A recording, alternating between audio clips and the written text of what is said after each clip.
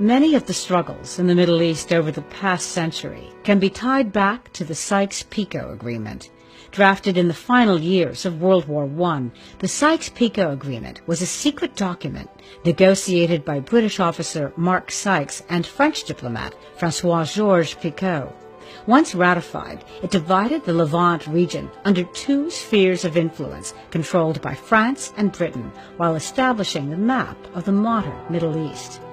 After the fall of the Ottoman Empire, the borders drawn in the Sykes-Picot Agreement were signed into law with the Treaty of Sèvres in 1920.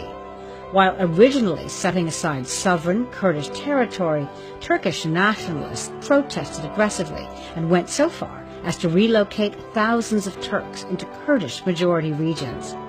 In 1923, the Treaty of Lausanne was signed by the Allied powers, which amended the previous treaty.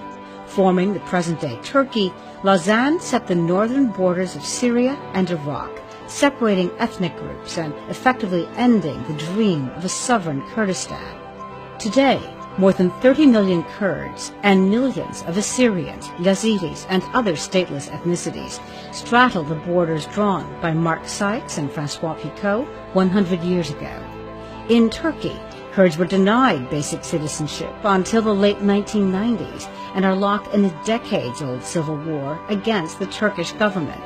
In Syria, Kurds have lived without cultural or linguistic freedoms for decades under the Assads and were not granted full voting rights until the Syrian civil war broke out in 2011. In Iraq, Kurds were victims of a genocide under Saddam Hussein in the late 1980s. And in Iran, Kurds attempted to establish a Kurdish government in the early 1950s, which was quickly and brutally suppressed.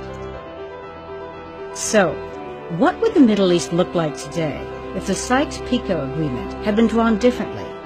Would the region be as turbulent as it is now?